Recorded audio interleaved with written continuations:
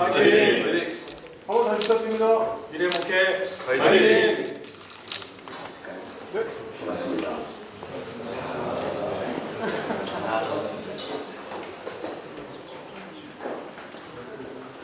날씨가 갑자기 서늘해지고 오늘은 좀 낮 기온이 회복된다고 합니다.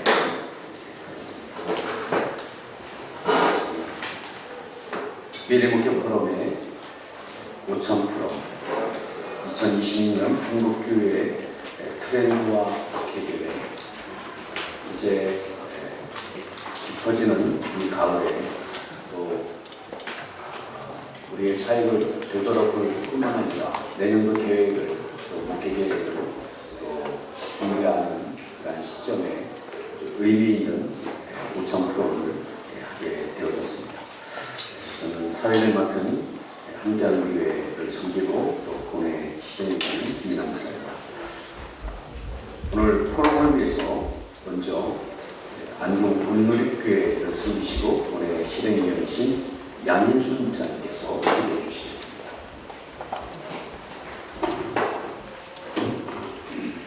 기도드리겠습니다. 은혜로우신 하나님 아버지, 오늘 이 아침 주님의 몸된 교회를 사랑하고 이 시대의 목표 방향을 함께 나누기 위해 미래 목표 포럼으로 저희를 불러주심을 감사드립니다. 우리 걸음을 인도하셔서 한 마음으로 모이게 하신 주님께 모든 영광과 찬송을 올려드립니다. 주님, 코로나 이후 세상은 빠르게 변하고 디지털 기술과 인공지능이 우리의 삶과 사회의 영역까지 깊이 스며들고 있습니다. 그러나 우리가 잊지 않게 하옵소서. 교회의 본질은 언제나 프로그램이나 기술이 아니라 십자가의 복음과 사랑 그리고 한 영혼을 향한 주님의 마음을 깨닫게 하옵소서. 오늘 이들에 나눠질 모든 발전 토론 속에 성령의 지혜와 감동에 함께 하시어 우리가 단지 시대의 흐름을 분석하는 데 그치지 않고 그 속에서 하나님의 뜻을 분별하게 하옵소서. 주님께서 원하시는 한국교회의 방향이 무엇인지 깊이 깨닫게 하시고 각자의 자리에서 순종으로 실천하는 결단이 일어나게 하옵소서. 사랑하는 주님, 오늘 26년 한국교회 목회 트렌드를 주제로 발제하실 우리 최유식 박사님과 논참을 맡은 임시영 목사님, 이규 목사님 위해 하늘의 지혜와 명철을 더해 주시고 그들의 입술을 통해 주의 음성이 전해지게 하옵소서. 또한 이 자리를 중간 미래목표 포럼의 모든 손길 위에 섬김의 기쁨과 보람이 있게 하옵소서. 사랑의 하나님, 지금 이 시대의 교회가 다시 복음의 본질로 돌아가 세상 속에서 빛과 소금의 사명을 감당하게 하시고 단순한 성장보다 영적 기표와 공동체의 사랑을 회복하게 하옵소서. 우리의 사회의 기술과 방법에 머물지 않고 성령의 능력으로 사람을 살리고 세상을 변화시키는 교회가 되게 하옵소서. 사랑하는 주님, 이 포럼이 한국교회의 새로운 동해 불씨가 되게 하시고 각 교회가 다시 복음의 생명력으로 일어나는 은혜의 출발점이 되게 하옵소서. 모든 순서와 진행 가운데 주님 홀로 영광을 받으시고 이 자리에 함께한 모든 이들의 마음에 하나님 나라와 비전과 소망을 심어 주옵소서. 감사드리며 예수 그리스도의 이름으로 기도드리옵나이다. 아멘.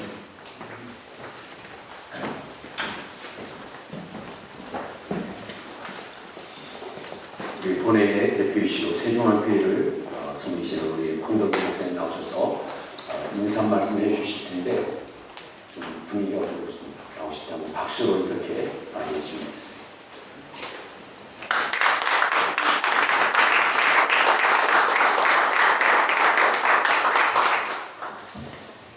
네, 미래목표 포럼에 오신 모든 우리 회원 목사님들과 또 사역자분들과 또 기관들을 감사드립니다. 또 언론에도 너무나 감사드리고요. 오늘 이렇게 미래목표 포럼 통해서 내년 2026년 목회 트렌드와 그 계획에 대해서 나눌 수 있는 것 너무나 감사하고 너무나 의미 있는 시간이라고 생각합니다. 내일을 살아가는 사람은 아무도 없을 겁니다. 2025년이 아니라 2026년을 미리 살아본 사람은 아무도 없을 것입니다. 미래가 하나님의 손에 달려있기 때문에 이 시간에 하나님의 지혜를 구하는 시간이 되기를 원합니다. 다니엘서 2장에 보면 다니엘이 느부갓네살 왕의 환상을 해석하는 장면이 나옵니다. 느부갓네살 왕이 환상을 보는데 하나님 주신 환상이죠. 큰 신상을 보는데 금으로 된 순금으로 된 머리, 바벨론 제국부터 시작해서 은과 또 놋과 쇠와 또 새와 흙이 지는 게 섞여 있는 이 발에 이르기까지 이 제국의 흥망성쇠에 대해서 하나님께서 보여주시는데 마지막에 손대지 않은 돌이 날아와서 이 모든 신상을 다 무너뜨리고 그리고 그 돌이 해산을 이루고 온 세계에 가득한 이 장면을 보여주시는데 이 꿈을 봤을 때, 이 환상을 봤을 때 느와주셔 왕은 고민하거든요. 불안하고 답답합니다. 하나님이 다니엘에게 지혜를 주시고 총명을 주셔서 이 앞으로 일어나게 될 이 미래에 대한 부분을 하나님의 청선지를 보여주시는데 영원한 하나님이나 이 시대 제국 나라들 다 지나가지만 영원한 하나님의 나라 그리고 그 영원한 하나님의 나라에 우리의 주 되시면서 우리의 왕 되시는 예수 그리스도 그 메시지를 선포하게 됩니다. 이 시대의 상황을 보면 불안하고 답답하고 고민이 많을 수 있지만 오늘 이 시간에 하나님께 주신 지혜를 가지고 내년도 목회 계획을 하나님의 가운데 방향을 잘 잡아야 하나님 또한 열매를 맺을 수 있다고 생각합니다. 최현실 박사님 이렇게 모시고 강의를 듣게 돼서 너무나 감사하고요. 오늘 이 포럼이 정말 한국교회의 미래를 밝히고 또 하나님의 뜻을 이루고 하나님의 영광이 되는 영원한 하나님의 나라의 그 복음을 위한 놀라운 귀한 시간이 될 줄로 믿습니다. 함께 하신 분들 다시 한번 너무나 감사드립니다.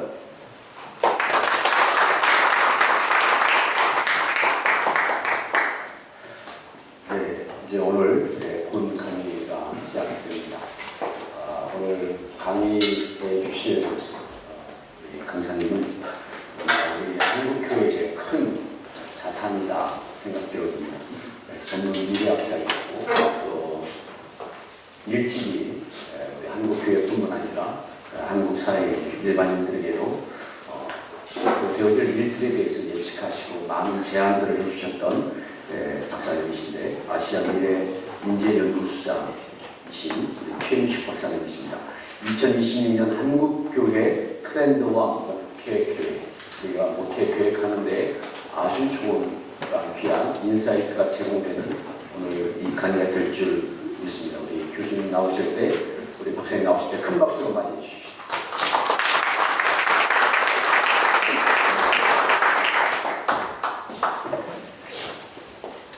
네, 반갑습니다. 오늘 귀한 자리 마련해 주셔서 감사드립니다. 제가 언론도 그렇고요, 출판사에서도 그렇고 가장 많이 요청받는 게 한국교회 트렌드를 좀 많이 이야기를 좀 해달라는 얘기를 받습니다. 그런데 제가 시나리오 발표나 이런 건 많이 했는데 한국교회 트렌드 책은 제가 잘 내질 않았습니다. 큰 흐름은 얘기했는데 그게 사실은 어렵습니다. 왜냐하면 교회가 사실 그렇게 빨리 변하지 않습니다. 세상은 빨리 변하는데 교회는 빨리 변하지 않아요. 그래서 매년 이번에 새로운 게 뭐냐? 사실 교회가 매년 그렇게 제가 솔직한 얘기예요. 제가 미래연구원 박사지만 제가 또 목회자로서 또 사역을 하고 있으니까 양쪽을 다 전문적인 영역으로 봤을 때 제가 내린 그냥 야심적인 생각은요. 매년 트렌드를 발표하는 것은 사실 할 수 없습니다. 교회가 그렇게 매년 빨리빨리 바뀌지 않습니까? 그래서 그게 사실 가장 어렵다라는 겁니다. 그리고 트렌드를 교회 목회에 이제 적용할 때, 목회 입장에서 제가 조금 목사님들에게 주의적으로 말씀을 드리면, 교인들이 교회 안과 밖에서 기대하는 변화의 속도하고요, 적용이 다릅니다. 여기 목사님들 굉장히 주의하셔야 됩니다. 밖에서는 많은 변화를 경험하는데 교회 와서는 그걸 곧바로 적용하는 것을 되게 싫어합니다. 그래서 간혹 실수를 하시는 길에 세상의 빠른 변화를 곧바로 가장 빨리 적용하는 것이면 굉장히 좋은 효과가 날 거라고 생각하는데 효과가 나지 않고 저항 문제를 합니다. 굉장히 목회에 어려움을 당하게 되시죠. 그리고 또 교회 안에서 트렌드 부분에 이제 목회 적용이 필요하지만 어려운 거는 성도님들께서 목사님을 다 아시잖아요. 본인이 원하는 진짜 속 얘기를 안 합니다. 안 하고요. 기본적으로 보수적이며 이상적으로 말을 합니다. 그리고 또 하나는 이게 가장 어려워요. 알아서 해주기를 원합니다. 그래서 이제 이 부분들이 트렌드에서 세상의 변화를 교회가 뭔가 잘 적용해서 내가 성도 한 사람 한 사람을 더 세우는 데 있어서의 그런 어떤 그 선한 마음을 가지고 계신 목사님들에게 큰 어려움을 가져다 줬다라는 거죠. 또 하나는 트렌드 이해가 중요해집니다. 세상의 변화하는 게. 근데 이제 우리 기도하신 우리 목사님께서 말씀하신 건 본질은 아닙니다. 본질은 복음이죠. 네, 본질은 복음입니다. 하지만 그럼에도 불구하고 우리가 트렌드 얘기를 해야 되느냐? 트렌드는 목회자와 성도의 다리를 놓는 역할을 합니다. 굉장히 중요하죠. 본질은 아닌데 굉장히 중요하고 필수적인 장치다라는 거고요. 또 하나는 성도를 이해하는데 굉장히 중요한 도구입니다. 네, 아까 말씀드린 성도들이 본인 얘기를 안 하거든요. 메가 트렌드 중에 하나가 개인들이 점점점 자기 얘기를 안 한다가 메가 트렌드입니다. 직접 안 합니다. 네. 그렇지만 목회자는 알아야 되기 때문에 결국 목회자가 신방도 많이 요새는 많이 거부하고 개인의 프라이버시를 좀 더 주장하는, 그리고 뭔가 속 얘기를 절대로 쉽게 얘기하지 않아요. 왜냐하면 쉽게 얘기하면 상처가 굉장히 많거든요. 그걸 이미 다 경험을 했기 때문에 생긴 새로운 트렌드입니다. 네. 그래서 잘 얘기를 목회자에게도 안 하고, 또 목회자의 어떤 수많은 어떤 사건들 때문에 우리가 아닌 다른 사람들이 일으키는 그런 사건들 때문에 목회자에 대한 신뢰가 많이 떨어져서 굉장히 경계감을 가지고 있죠. 그래서 강단에 섰을 때의 목회자를 바라보는 것과 1대1로 만났을 때 목회자를 바라보는 것이 성도들이 다릅니다. 강단에서는 말씀의 대언자, 선포자로서 말씀을 듣는다는 입장으로서 보지만 강단을 내려가는 순간 그 다음부터는 굉장히 중요한 인격체로서 믿을 만한 사람이 아니냐는 게 이중적인 어떤 그 관점을 가지고 있기 때문에 그래서 더 얘기를 더 안 하죠. 그럼에도 불구하고 우리가 성도를 세울 때는, 또 교회를 올바로 세울 때는 변화에 대한 이해가 굉장히 중요하다. 그래서 본질은 아니지만 그러나 목회에 있어서 본질을 올바로 세우는 데 있어서의 가장 중요한 도구 중 하나 혹은 이해 중 하나다. 이렇게 보셔야 됩니다. 이 말은 트렌드를 이해하되 그 트렌드를 따라가서 잘하면, 완벽하게 잘 맞추면 우리 교회가 부흥한다 라는 생각을 가지시면 안 된다는 겁니다. 부흥의 본질은 복음에 있고 사람에 대한 치유에 있죠. 복음에 통한. 그러나 그것을 잘하기 위해서는 트렌드를 이해하는 것이 중요하다. 왜? 트렌드를 이해하지 못하면 혹은 역 트렌드에 반하는 것을 하게 되면 오히려 복음을 세우는 데 있어서 새로운 장벽과 침돌이 하나 더 만들어지는 거죠. 그래서 그런 측면에서 우리가 교회에 대한 트렌드를 이해해 주셔야 된다라고 먼저 좀 얘기를 해보겠습니다. 그리고 그래서 교회에 대한 트렌드를 이해할 때는 성도들이 이러한 아주 복잡한 그런 어떤 렌즈를 가지고 있기 때문에 목사님들이 교회에서 트렌드를 생각할 때는 교회 안에서의 변화와, 그게 2026년이죠. 2026년 교회 안에서의 트렌드와 2026년 교회 밖에서의 트렌드를 서로 구별해서 보셔야 됩니다. 많은 분들이 교회 안의 트렌드만 생각하시거든요. 그게 이제 그러면 이제 아까 말씀드린 그게 혼선이 되는 문제가 생겨요. 교회 안의 트렌드만 생각을 하는데 교회 안의 트렌드는 원래 트렌드가 외부에서 들어와서 굉장히 느린 속도로 보수적으로 처음에는 저항과 경계로 밖에서는 생존 때문에 받아들이지만 그 불만 받아들이는 게 그냥 받아들이는 게 아니고 사람을 변화로 받아들이는데 그냥 받아들이는 게 아니고요. 할렐루야 하고 받아들이는 게 아니고요. 고통과 저항해서 받아들입니다. 그런데 밖에서는 교회 밖에서는 생존이 달렸기 때문에 그것을 그냥 받아들이는 거예요. 따라가는 거예요. 근데 그러면서 동시에 역 트렌드가 생기는데 굉장히 불만이 커집니다. 그래서 교회에서는 그 불만이 먼저 나오는 거예요. 생존이 먼저 나오는 게 아니고 불만이 먼저 나옵니다. 그렇기 때문에 교회 밖의 트렌드를 그대로 적용하게 되면 굉장히 심한 저항이 걸리는 겁니다. 오히려 아무것도 하지 않고 가만히 있는 교회가 더 나은 상황이 더 많아지는 거죠. 그리고 그렇지만 결국은 그 변화를 따라가게 돼 있습니다. 수용하게 돼 있죠. 그리고 나중에 그 변화가 좋다라는 게 되는 거죠. 그래서 변화의 속도가 느립니다. 그래서 느린 겁니다. 그래서 그런 측면에서 복잡한 구조가 있기 때문에 교회 안의 변화를 바라보는 것에 대한 것을 딱 보셔야 되고, 트렌드를 보신다면, 그리고 2026년 교회 밖의 트렌드도 보셔야 됩니다. 왜냐하면 그 교회 밖의 트렌드는 교회 안에서 성도들이 어떤 고통을 가지고 있느냐에 연결되는 부분이고, 교회 밖의 트렌드는 뭐라고 할까요? 이렇게 제가 있는데 선교와 전도에 적용해서 빨리 받아들여야 됩니다. 그러니까 교회 안의 트렌드를 제가 이렇게 말씀드리거든요. 형식, 교회 안에는요. 형식은 교회 안에 느린 변화를 고려해야 되고 트렌드가 느리게 돌아오고 그러나 교회 안에서도 조금 더 빨리 적용해야 되는 개인 사역, 개인적으로 뭔가 할 때는 교회 밖의 변화도 적용을 해야 됩니다. 그리고 교회 밖에서 일어나는 변화들은 굉장히 빠른데 그거는 전도와 선교를 할 때는 그 속도를 따라가셔야 돼요. 그래서 이게 트렌드를 바라보실 때 전체적인 트렌드를 보지만 교회 안에서는 적용의 범위와 속도를 다르게 가져가셔야 되고 교회 밖의 사역을 할 때는 전도와 선교를 할 때는 그렇다고 해서 교회가 느린 밖의 사역도 느리게 하는 새로운 트렌드를 안 받아들이고 그냥 하시는 분이 있습니다. 그러면은 교회 거꾸로 전도와 선교 사역은 안 되는 겁니다. 왜냐면 전도와 선교 사역 하는 대상들은 교회 밖에서 빠른 속도에 적응이 있는 대상들이죠. 그래서 그게 조금 복잡하다라는 것을 이해하시고 목회에 적용합니다. 트렌드가 뭐다, 세상이 어떻게 변화된다 이런 걸 아는 정도로 그칠 때는 상관없지만 이걸 오늘 우리의 주제가 목회 적용이잖아요. 적용할 때는 그것까지도 정확하게 구사해야 트렌드를 이해하고 트렌드를 목회에 적용하는 데 효과성이 가장 크다. 이렇게 말씀을 드리겠습니다. 교회 안에는 제가 조금 더 한번 정의하면 가장 느린 변화, 교회 안에는 유행보다는 메가 트렌드 성향이 있다라고 보시면 됩니다. 교회 안에서는 유행은 없습니다.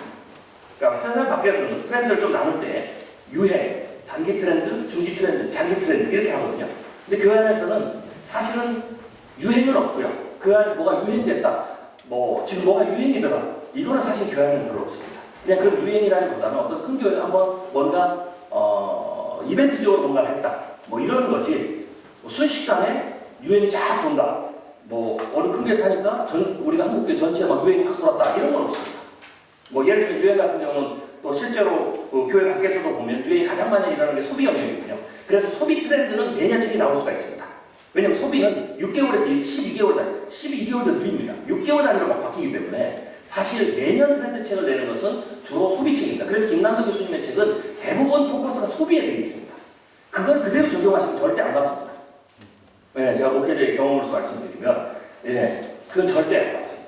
그런데 이제 그런 거를 잘못 착용하시게 되면 굉장히 큰 문제가 생기는 거죠. 아무튼 그래서 교회는 유행은 없더라 제가 보니까. 소비에서 유행은 이번 올해 유행은 넥타이가 빨간색이더라. 그렇다고 하면 교회 안에 다 오신 분이 다 빨간색 넥타이 타고 오시는 건 아니잖아요. 그게 다르다. 그래서 교회는 유행은 없다. 거시적인 큰 메가 트렌드라고 하는 그 메가 트렌드가 교회 안에 어느 속도, 어디서부터 적용되느냐, 이게 중요하죠. 그래서 교회 안의 트렌드를 볼 때는 올해 새로운 건 뭐야? 라는 것보다는, 작년과 다른 건 뭐냐? 라고 보다는 지금 이미 교회 안에 침투해 있는 그런 메가 트렌드가 그게 지금 올해는 어떤 단계에 올라왔느냐? 라는 거죠. 그 단계를 볼 때 임계점을 통과했느냐 안 했느냐가 되게 중요합니다. 임계점을 통과했다라는 것은 제가 또 말씀드릴 텐데 그게 뭘 의미하냐면 이제는 본격적으로 그걸 받아들여도 된다. 그리고 그 받아들이는 속도가 순식간에 빠르게 될 거다. 이런 거죠. 그래서 교회 안의 트렌드를 보면 예를 들면 교회 안에 한국교회가 우리 목사님들이 잘 아시는 대로 간단한 예를 들면 강대산 위에서 CCA가 오고 그 다음에 어떤 현대적인 악기가 들어오는 게 굉장히 저항이 컸습니다. 그러다가 서서히 들어오다가 갑자기 어느 순간 임계점을 다 통과하니까 순식간에 그게 확산되는 거예요. 순식간에 모든 교회가 다 그렇게 하죠. 그러니까 교회는 그런 특성이 있습니다. 그래서 그러한 부분들을 보시는 게 굉장히 중요하다라고 말씀을 드리겠습니다. 그 다음에 교회 밖의 변화는 오늘은 2026년 교회 밖의 변화는 얘기를 할 시간이 안 되고요. 오늘은 2026년에 교회 안의 변화만 조금 집중해서 할 건데요. 그래도 아셔야 되기 때문에 이제 끝나시고 또 책을 많이 보시잖아요. 연말 되면 이제 트렌드 책이 쏟아져 나오는데요. 이 트렌드 책은 교회 안에 적용하시는 것보다는 아까 말씀드렸듯이 교회 밖에 전도와 선교 사역을 할 때는 그 트렌드에 보조를 맞춰줘야 교회 밖에 있는 사람들의 속도에 맞춰서 접촉점을 마련할 수가 있죠. 예를 들면 소비 같은 경우는 가장 빠른 변화고요. 그리고 소비도 빠르지만 거시적 변화에 위해서 유행적 변화를 갖습니다. 특성이고요. 그 다음에 경제 같은 경우에는 경제는 사이클이 있습니다. 10년 중에서 그렇게 불황과 호황의 사이클이 있는데 그 사이클에 기반해서 진작 운동을 한다라고 보시면 돼요. 그리고 지금은 불황 쪽으로 지금 가는 겁니다. 그래서 불황의 불안 국면으로 경제가 들어갔을 때 나타나는 사람들의 어떤 심리, 고통, 문제. 예를 들면 그런데 이제 불안으로 들어갈 때 기본적으로 구성, 경제 주체 구성원 중에서 그때에 특별히 고통이 더 심한 그룹이 있습니다. 이번이 자영업자입니다. 네. 그래서 그게 이제 교회 안에 성도들의 고민이 되는 거죠. 불안일 때. 호황일 때 또 다르죠. 그래서 그런 부분들을 조금 올해 트렌드를 보실 때, 내년 준비하실 때 그런 거에 관심이 있는 분들은 그걸 참조하시면 좋을 것 같고요. 환경 같은 경우는 느린 변화입니다. 하지만 특정 임계점을 넘으면 상징 수준의 굉장히 급격한 변화들이 일어난다라고 보시면 되고요. 국제정세 같은 경우는 뭐 예를 들면 트럼프라든지 뭐 이렇게 국제정세 있잖아요. 이거는 사실은 일정하지 않은 변화 곡선을 갖는다. 그리고 기술이 사실은 요 근래에 가장 빠른 변화를 만들어낸다라고 보시면 됩니다. 그리고 사회 같은 경우 심리 같은 경우에는 처음에는 저항과 방어가 먼저 나오고 그 다음에 체념이 나오고 수용이 나오고 전환 순서로 트렌드가 움직입니다. 이게 기본적인 패턴이거든요. 지금 심리에 가장 큰 충격을 주는 게 경제하고 내년에 교회 밖에서 경제하고 기술입니다. 경제는 아까 말씀드린 불황 쪽인 그 다음에 자영업자들이 고통이 가장 크고요. 기술은 AI입니다. 오늘도 제가 신문을 봤는데 그 아마존이 2030년까지 전 세계 120만 직원을 보유하거든요. 60만을 해고시킨다고 합니다. 그래서 AI가 굉장히 강력한 지금 명언을 줘서 한마디로 얘기하면 직업에 대한 혼란입니다. 그래서 앞으로 5년 동안 AI 기술과 관련해서 성도의 고민을 본다면 표면적으로 가장 큰 보편적인 고민을 본다면 경제의 불황에서 자영업자들 그리고 기술로 본다면 직업에 대한 대혼란 거기에 대한 고민 이게 그 어느 시대보다 아마 목사님들이 지금까지 살아오셨던 인생 전체에서 가장 혼란스러운 영역으로 나타난다라고 보시면 됩니다. 그래서 그런 포인트들을 또 잘 맞추시면 전도와 선교에 있어서 굉장히 중요한 브릿지 포인트들을 만들 수가 있겠죠. 그리고 그거는 교회 안에서는 그것을 빠르게 분출하지 않습니다. 아까 제가 속도를 말씀드렸죠. 그러나 성도들 내년에는 그게 잠재해 있다.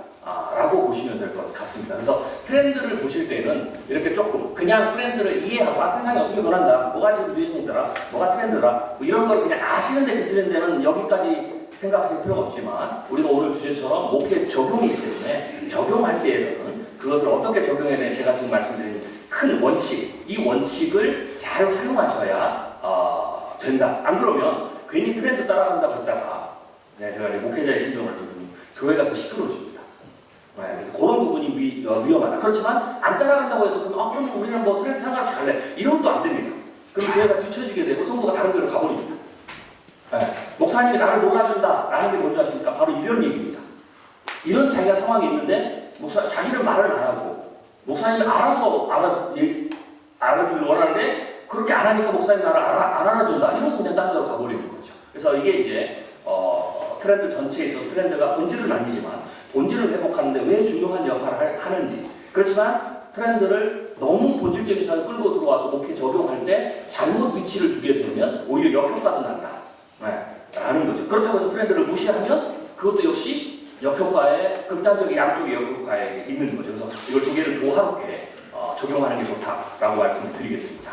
오늘 교회 안의 트렌드를 제가 뭐 자료는 드렸으니까요. 제가 뭐 시간이 한정돼 있으니까 그 내용을 꼼꼼하게 다 안 해드리겠습니다. 잘 드렸으니까 나중에 보시고 중요한 포인트들을 말씀드리고 방금 말씀드린 것처럼 교회 안에 느린 변화에 대한 부분들만 오늘 좀 집중해서 말씀을 드리겠습니다. 그리고 뭐 다음에 또 기회가 된다면 교회 밖에서 아까 말씀드린 그 빠른 변화들이 어떻게 전도와 선교에 그리고 성도들의 교회 안에서 말은 하지 않지만 잠재되어 있는 어떤 위기거든요. 위기와 고통과 고민의 축적으로 옵니다. 그 축적이 교회가 느리다는 얘기는 그 축적이 그 데미지들이 계속 세상의 변화에서 있는데 그게 축적되어 있다가 어느 순간 표출을 느리게 한다는 겁니다. 표출을 느리게 한다. 라고 이제 보시면 될 것 같습니다. 네, 일단 이미 시작됐지만 느리게 움직이는 트렌드, 메가 트렌드입니다. 인구 변화 트렌드죠. 그래서 뭐 사실 인구 변화가 2020년에 새로운 건 아닙니다. 근데 아까 제가 말씀드렸죠. 교회는 느린 변화인데 느린 변화를 볼 때는 뭐 작년에도 인구 변화 중요하고 올해도 인구 변화 중요하다고. 아마 내년에 저를 또 다시 부르셔도 교회 안에 느린 트렌드를 얘기할 때 또 인구 변화 또 얘기를 할 겁니다. 그런데 이제 중요한 거는 그래서 그건 똑같은데 뭘 보셔야 되냐면 지금 어느 단계에 와 있느냐. 2026년은 어느 단계에 와 있느냐. 이 부분을 보고 이게 적용할 시점이 됐느냐 안 되느냐 이걸 판단하는 게 굉장히 중요하다라는 거죠. 네, 인구 변화 트렌드의 근원은 저출생과 오래 삶이죠. 이건 이제 그 자료로 통계청의 자료를 가지고 보는 건데 지금 2025년에서 2035년 사이를 제가 구간을 보여드리는 겁니다. 보시면 유소년 14세 이하 인구가 아직도 여전히 작년과 비슷하게 지난 5년, 10년과 비슷하게 그런 추세를 계속 준다. 네, 그런데 보시면 알겠지만 우리는 이제 그 조심하셔야 될 게 많은 분들이 트렌드를 생각할 때 이렇게 생각하거든요. 트렌드를 생각하면 사람은 생각의 관성의 법칙이라는 게 있습니다. 네, 그래서 잘 되면 영원히 잘 된다고 생각해요. 우리 교회가 점점점 부흥을 했다. 저도가 잘 된다. 뭐 매년 연령씩 시즌이 안 된다. 그러면은 목사님들이 착각 같은 게 이러고 한 30년 하면 큰 거 되겠다 이렇게 생각하시는 거예요. 절대 그렇게 되는 게 없습니다. 네, 성장에는 언제든지 저항이 따르거든요. 네, 그러니까 그거를 잘 아는 분이 목회의 경영 측면에서 지혜를 발휘할 수가 있죠. 근데 반대도 통합니다. 막 잘 안 되잖아요. 네, 그럼 끝장났다 생각합니다. 제가 2020-2030 한국교회 미래지도를 제가 10년 전에 발표를 하면서 한국교회에 나타날 거시적 변화를 제가 그때 시나리오를 예측했는데요. 제가 그 시나리오를 예측하는 것은 미래학자가 위기를 얘기할 때는 아직은 시간이 있으니까 그 위기를 미리 대응해서 그 위기의 규모와 수준을 줄여야 된다라고 하는 것 중에서 제가 발표한 겁니다. 근데 이제 사람들은 보통 그렇게 보시지 않아요. 그리고는 처음에는 뭐 그렇게 되겠어 하다가 나중에 이제 그게 눈에 보이니까 그다음부터는 어떤 게 작용을 하냐면 이제 주로 많이 들으셨죠? 한국교회는 끝났다. 도움은 없다. 이래로 가면 망한다. 망한 일만 남았다. 저는 2020-2030 한국교회 미래지도 한국교회 위기에 그러한 분위기가 나오도록 한 게 아닙니다. 그리고 이게 사람의 감정이거든요. 올라갈 때는 영원히 성장한다고 생각하고 내려가면 이제 끝났다. 죽었다 이렇게 생각하는 거죠. 더 이상 희망은 없다. 그렇지 않습니다. 올라갈 때도 영원히 계속 올라가지도 않고 내려갈 때도 영원히 추락하지 않습니다. 한국교회는 영원히 추락하지 않습니다. 그래서 목사님들 어디 가서 이제 그 전문가한테 제가 그 얘기를 들으셨으니까 그렇게 말씀하시면 안 됩니다. 전문가가 보면은 저분 좀 잘못 생각했는데 이렇게 되겠다. 왜냐하면 올라갈 때도 영원히 성장하는 것은 저항이 있고 내려갈 때도 영원히 떨어지지 않는 또 다른 저항이 있기 때문에 그렇습니다. 그리고 반작용이 있죠. 그래서 한국교회도 인구도 마찬가지입니다. 저출생 그럴 때 쫙 해서 가장 안 좋은 시나리오가 뭐냐? 이렇게 되면 가장 먼저 없어질 도시 부산 이렇거든요. 안 없어집니다. 심지어 뭐라고 얘기했냐면 이렇게 가면 2300년 되면 한국이 사라지다 얘기를 안 사라집니다. 네. 그러니까 그런 식으로 트렌드를 보시면 목회 적용에 심각한 오류가 나오는 겁니다. 그래서 정확하게 데이터를 보시고 트렌드의 속성도 보시고 그 다음에 어떤 숫자들의 힘 이런 것들을 보셔야 됩니다. 목회 적용이기 때문에. 그래서 당분간은 한 2030년까지 35년 10년간은 내려가지만 그 다음부터는 반동도 있다. 그리고 내려갈 속도가 현저히 준다. 그러면 그런데 이제 문제는 뭐냐면 그래서 사실 주일학교나 교육부서가 이 트렌드 때문에 주는 거, 저출생 되는 거, 뭐 이런 거. 그러니까 예를 들면 한국교회 같은 경우에 한국 사회가 출생률이 0.78명까지 떨어졌잖아요. 제가 그 출생률을 보면서 많은 사람들이 그 출생률을 막 계산해가지고 아까 같은 그런 어처구니 없는 이제 예측을 하거든요. 장기 예측을. 그렇게 안 되는 게 첫 번째 아까 말씀드린 그런 거고요. 두 번째로 0.78명은요 아주 비정상적인 숫자입니다. 우리가 아무리 선진국으로 가면 당연히 출산율이 떨어집니다. 당연한 거예요. 그래서 공통적 현상입니다. 근데 우리가 0.78명이라는 것은 우리나라가 특별해서가 아니라 일시적으로 비정상적으로. 그래서 제가 뭐라고 그랬냐면 그냥 정부가 아무것도 안 해도 출산율 뛸 거다 그랬어요. 그래서 원래는 1.0 사이 왔다 갔다 하는 게 정상적인 국가이라는 거죠. 네. 그래서 이제는 어느 정도의 한국은 저출산 문제는 바닥점에 와 있다. 여기에서 더 떨어지지는 않고 유지가 되는 그렇게 보시고요. 그럼 이제 문제는 뭐냐면 지금도 이거 더 도중에게 고령화입니다. 이거는 느린데요. 고령화 속도가 굉장히 빠르죠. 100세, 120세 이상을 사게 되는 거죠. 그리고 그 층들이 있는 규모가 커지죠. 네. 그래서 그런 부분들을 이제는 교회 안에 이제는 드디어 적용할 때가 됐다라는 거죠. 뭐 기대 수명에 대한 건데 나중에 보시고요. 한국 인구 구조는 일본이 지금 이건 2020년에 기준으로 일본과 한국을 비교했는데 이게 2038년이 되면 한국의 인구 구조가 일본보다 열악한 구조로 간다라는 거죠. 열악하다라는 것을 보시면 알겠지만 기형적 구조가 훨씬 더 커지다. 그리고 거기에 핵심은 보시면 알겠지만 65세 이상 비율이 많아진다. 이러는 겁니다. 그리고 이거는 뭐 평균 수명이 늘어나는 거 넘어가시고요. 그 다음에 그래서 나타나는 교회 중요하게 보셔야 되는 중요한 트렌드는 고령 여성한테 됩니다. 그러니까 고령한테 중에서 고령 여성한테 됩니다. 왜냐하면 이런 거죠. 두 가지의 힘 때문에 그러는데요. 교회는 하나는 전체 지금 생존하는 한국인들의 전체 세대를 50을 기준으로 나누면 50대 이후는 종교성이 커집니다. 그래서 한국교회가 제가 양적으로도 어느 정도 가서 멈춘다, 쇠퇴가 멈춘다. 물론 제가 더 떨어지는 시나리오도 발표했지만 그거는 어떤 조건들을 가지고 제가 얘기하는 거고요. 실제로 어느 정도 저하면서 떨어질 건데, 또 멈출 건데, 그랬을 때의 그 굉장히 중요한 이유 중에 하나가 50세 이상이 되면 교회에서 담임 목사님이 큰 문제를 일으켜도 교회를 안 따라합니다. 이게 50세 이상 되는 사람들의 생물학적 특색입니다. 그러니까 50세, 우리가 이제 이런 거죠. 갱년기가 지나면 하나님 만들어 놓은 법칙입니다. 갱년기가 지나면 사람들의 생각과 모든 게 달라져요. 네. 저도 갱년기를 지나니까 진짜 달라지더라고요. 내가 왜 이러지 막 이런. 네, 뭐 그렇죠. 네. 그리고 막 눈물도 많아지고요. 네. 제가 피도 눈물도 없는 사람이라고 제가 아내한테 맨날 혼났는데 요새는 드라마 조금만 보면 막 눈물이 나고 막 그래요. 네, 막 사람은 측은지심이 생기고. 그리고 가장 결정적인 게 뭐냐 50대 넘어서 50대를 넘어가는 순간 사람이 죽음에 대한 두려움이 커져요. 죽음에 대한 두려움을 직면하는 순간 교회는 아니고 종교심이 생겨요. 종교심. 내가 종교를 가져야겠다. 그래서 이 교회를 떠나도 기독교를 버리지 않습니다. 네. 그래서 그런 특성이 있고요. 또 하나는 그렇기 때문에 50세 이후가 되면 전도가 돼요. 그러니까 전도적 측면에서 봤을 때 생물학적인 사람들의 어떤 그 세대를 봤을 때 전도가 가장 잘 되는 게 원래 잘 아시는 대로 자기의 의사에 의해서 신앙생활을 해야 되겠다고 생각하지 못하는 단계. 그렇죠. 그래서 유치부, 영아부, 초등학교 저학년 이때가 잘 되고 왜 부모님이 데리고 나오니까. 그래서 신앙 개념이 굉장히 중요합니다. 근데 그때는 씨앗을 뿌리면 그게 장기적으로 씨앗이 남아있으니까 언젠가는 발화를 할 수 있죠.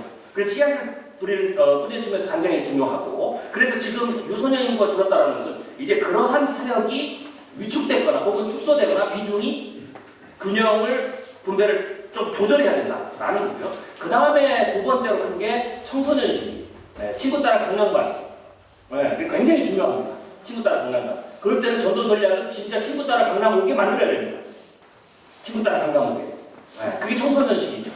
그리고 이제 그 다음에 청소년 시기에서 대체적으로 15세 자기의 자의식이 만들어지는 순간부터 이제는 스스로 판단하면서 교회를 떠납니다. 네. 그럴 때는 그들을 붙잡아 놓으려면 제가 이제 얘기하는데 변증을 굉장히 잘해요. 뭐 이런 거. 그리고 나서 이제 쭉 가다가 사회생활 막 하다가 그리고 언제 다시 내가 종교심을 갖느냐 50대 이후입니다. 인생이 끝나고 은퇴가 다가오고 자기 삶이 달라지고 죽음이 생각나고 나이가 들면서 힘이 없어지고 자기의 능력이 계속 쇠잔하는 걸 보면 결국 인간은 자기의 능력이 쇠잔하는 걸 보면 그 쇠잔한 만큼을 어디서 보충할 줄 몰랐죠. 그게 신입니다. 네. 그래서 그때부터는 전도가 잘 돼요. 그래서 제가 한국교회가 전도의 포인트를 쭉 바꿔야 된다. 50대 이후로. 그래서 여기는 넌 크리스천 전도가 될 수 있는 그런 어떤 상황이죠. 이때는 교회가 어쩌니, 뭐 종교가 어쩌니, 목사님 어쩌니 상관없습니다. 그보다 더 중요한 게 자기의 죽음이거든요. 내가 죽은 이후에 지옥 갈 거냐 천국을, 이게 더 중요한 거예요. 그래서 전도가 된다. 그러니까 많은 분들이 착각하시는 게 이런 전체적인 트렌드를 볼 때에는 변화의 흐름도 봐야 되고 동시에 사람의 어떤 그 생활적 특징들도 다 봐야 됩니다. 그 두 가지를 결합해서 목회적 적용을 해야 되는데 이제 트렌드도 이상하게 잘못 이해하시고 사람에는 별로 관심이 없고 뭐 이러니까 이제 떨어지는 추세만 보고 큰일 났다, 이게 망했다 이렇게 생각하니까 이제 전도도 안 된다 그래서 선교도 안 된다 그래서 어떻게 해야 되면 안 된다 그러면 그 다음에 사람들이 어떻게 반응을 하냐면 안 합니다. 이게 굉장히 중요합니다. 안 합니다. 그래서 망하는 겁니다. 안 해서 스스로 포기해서. 근데 삶을 포기하는 사람이 거기에 딱 들어가면 자기가 스스로 포기하는 거예요. 스스로 죽는 거죠. 스스로 안 해버리는 거죠. 스스로 고립으로 들어가 버리는 거죠. 네, 그런 경우. 그래서 한국교회가 지금은 스스로 전도를 안 하는 겁니다. 사회가 이래서 부흥이 안 되는 게 아니고 오히려 저는 전도의 황금기가 온다고 봅니다. 단 우리가 지금까지 생각했던 전도는 주일학교에서 쫙 끌어올려서 자연성장 쫙 올라오면서 하는 전도, 성장 이렇게만 생각했는데 이게 거시적인 트렌드가 쫙 바뀌는 거죠. 거기는 줄어들고 절대적 숫자가 작으니까 거기는 씨앗을 뿌리는 쪽에다 포커스를 맞춰서 그렇게 가야 되는데, 그리고 진짜로 수학은 50대 이후에 황금밭입니다. 네. 제가 그래서 농어촌교회 이 트렌드를 보면서 제가 일부 구역 관련해서 농어촌교회는 제가 뭐라고 그러냐면, 농어촌교회는 주의도 많이 주면 사라집니다. 교회가 소멸됩니다. 왜냐면 그 자리가 거기에 인구가 사라지니까. 그리고 이제 대통합이 이루어지거든요. 그러면 이제 롱 디스턴스의 행정구역이 생기니까 이제는 거기에는 오히려 버스를 돌려야 됩니다.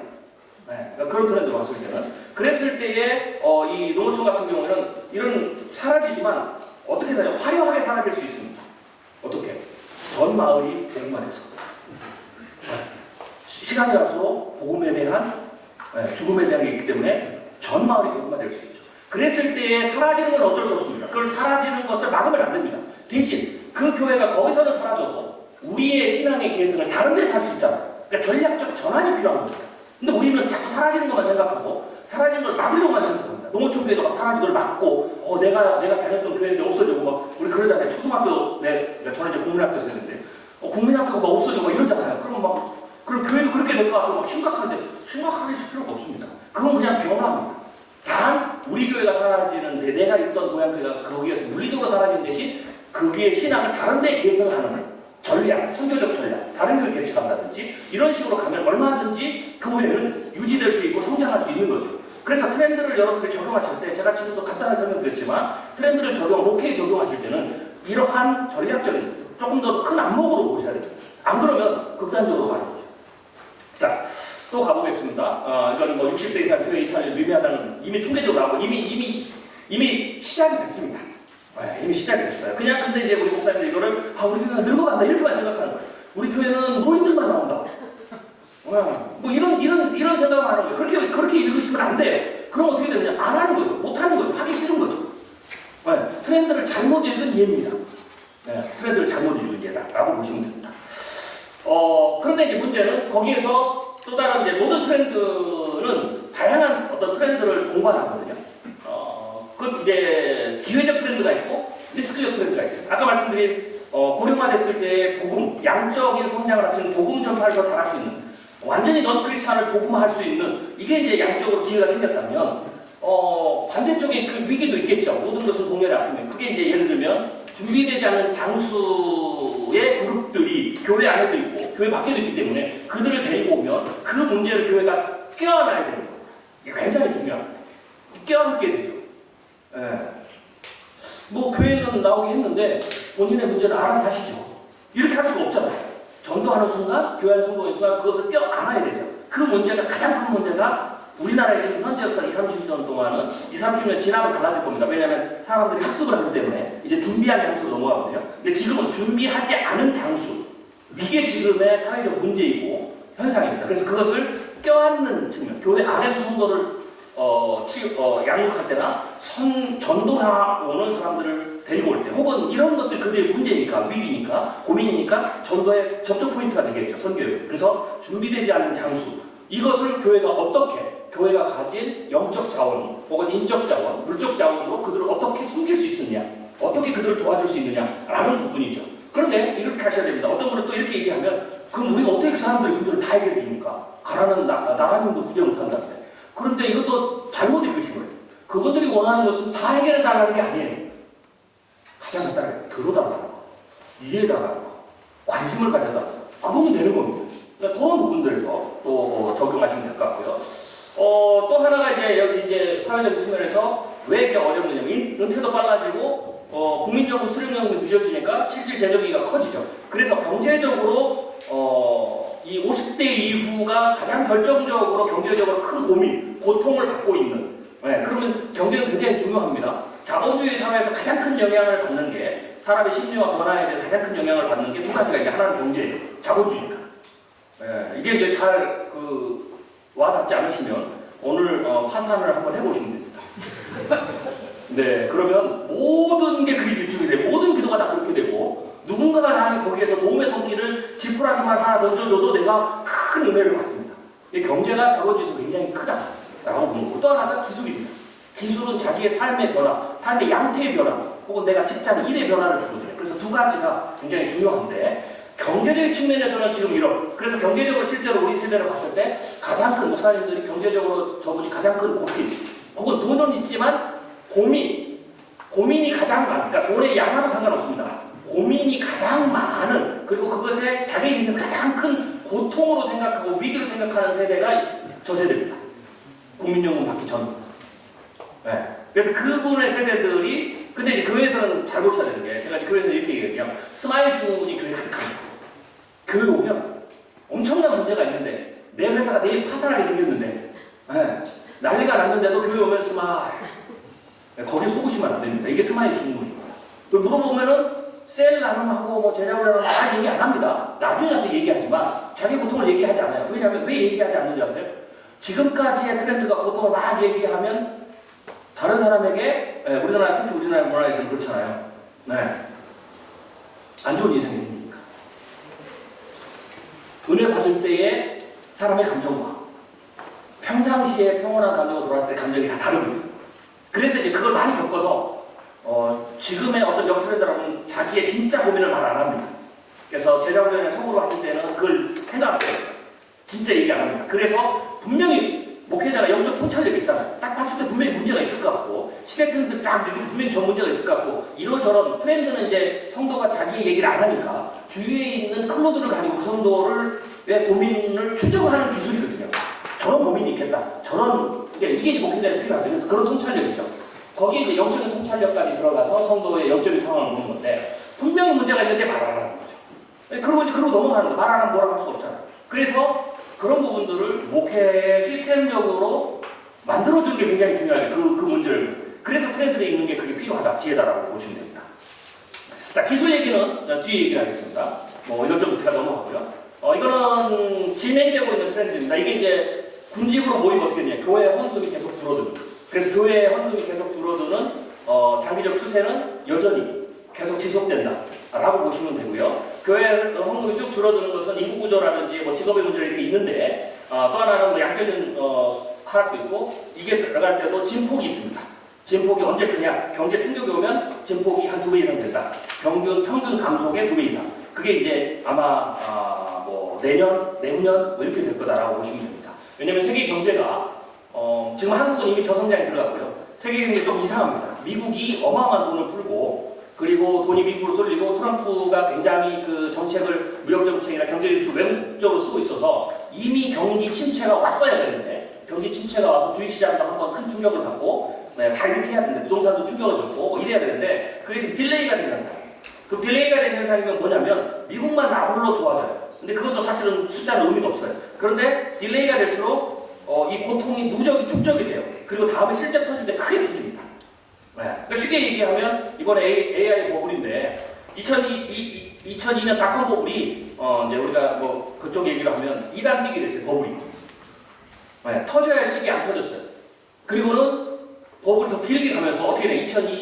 2002년에 두 번 뛴 것을 두 번에 한 번에 터졌어요. 그래서 80% 폭락했어요. 이번이 지금 그런 비슷한 상황. 누적된 충격. 그래서 다가오는, 그게 내년일 때 내오날지 모르지만 한번 경제 충격이 크게 오는데, 그때는 성도들이 고통이 상당히 클 거고, 네. 서브프라임 모기 사태 정도 충격으로 올 겁니다.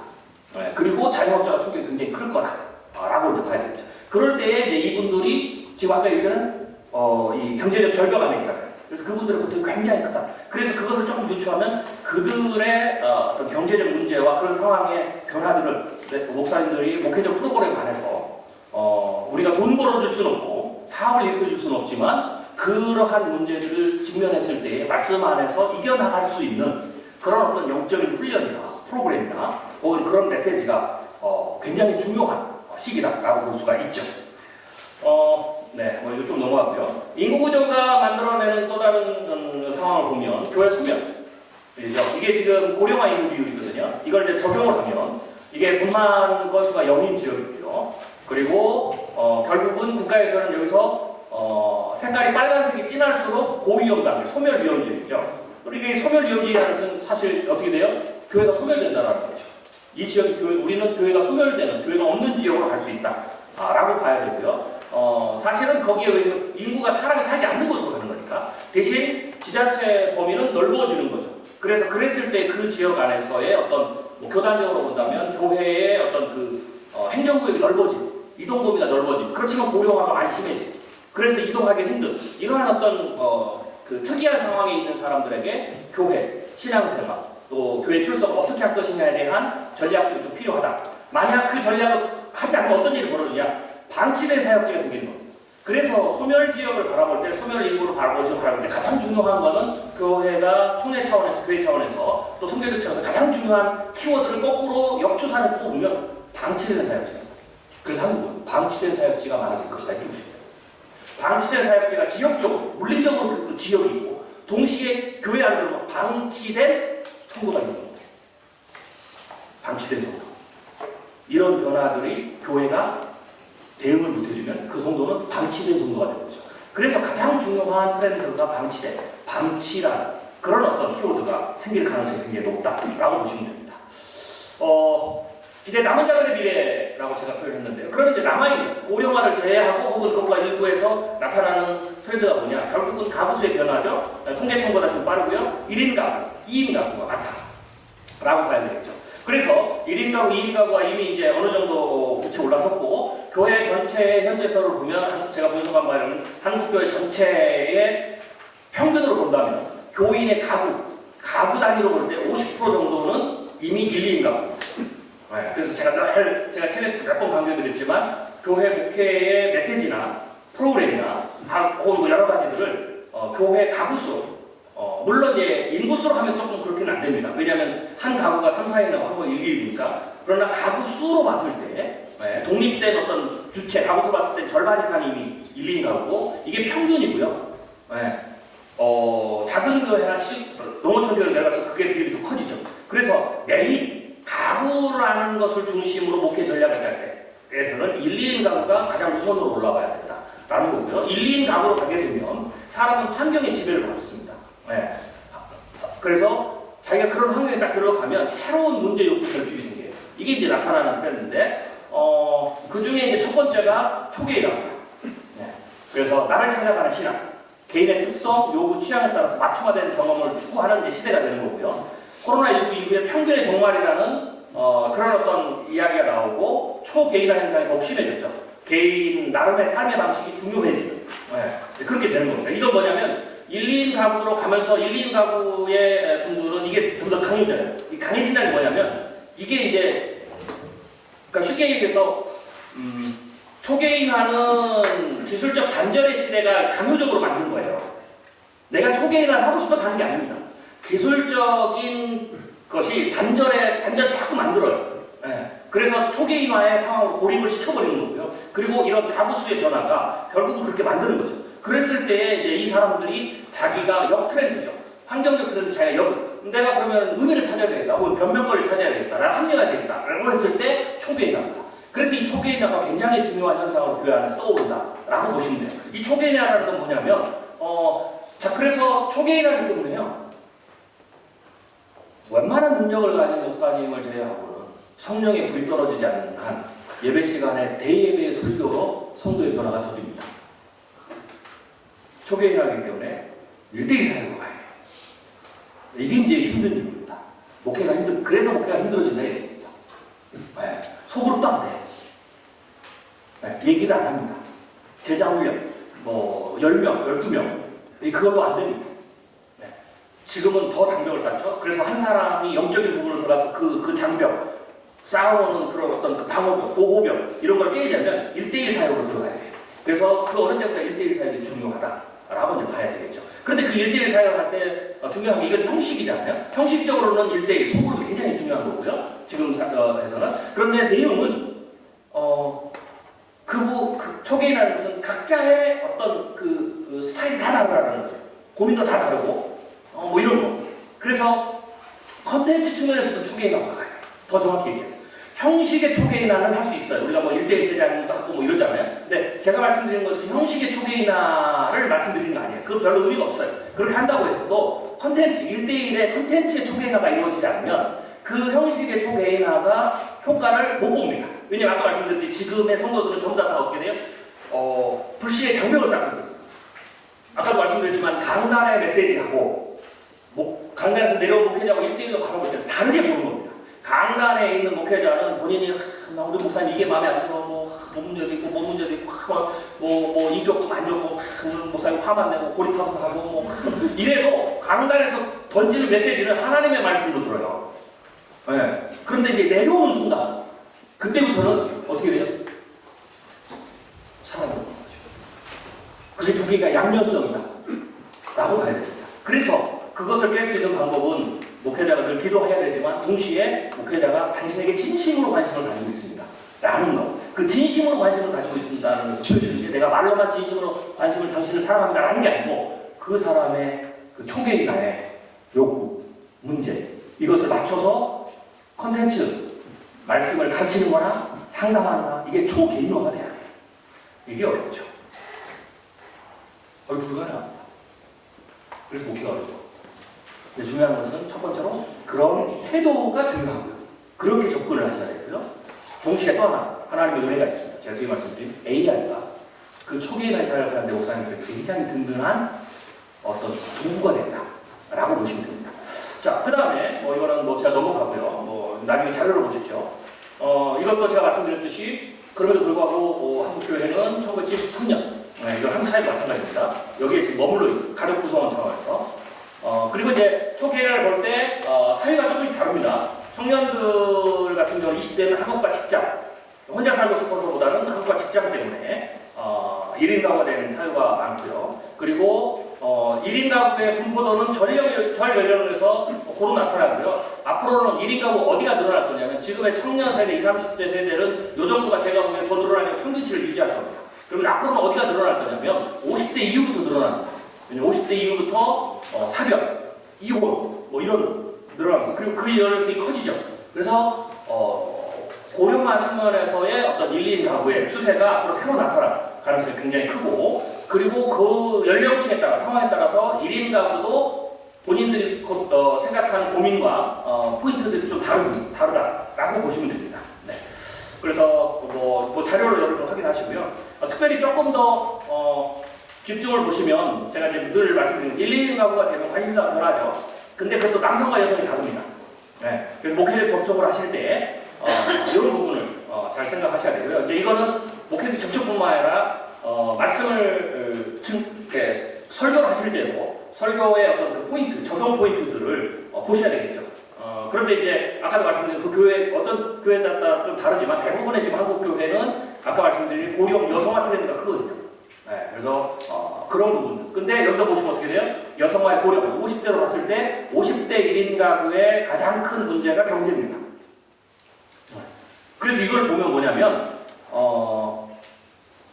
경제적인 부분에 있어서 가장 관심도가 높아지는 그런 어떤 이제 시대가 됐고요. 여성들이 과거에는 그렇지 않았거든요. 왜냐하면 남편과 함께 살면서 경제적으로 어느 정도 안정판이 있었는데 이제 1, 2인 가구가 되면 사별을 하거나 이혼을 하거나 뭐 이렇게 되고 또 그리고 나서 장수가 되기 때문에 미래에 대한 두려움이 굉장히 큽니다. 그러니까 장수 시대를 봤을 때 굉장히 중요한 심리적인 그 고통, 고민이 뭐냐면 미래에 대한 심각한 불안입니다.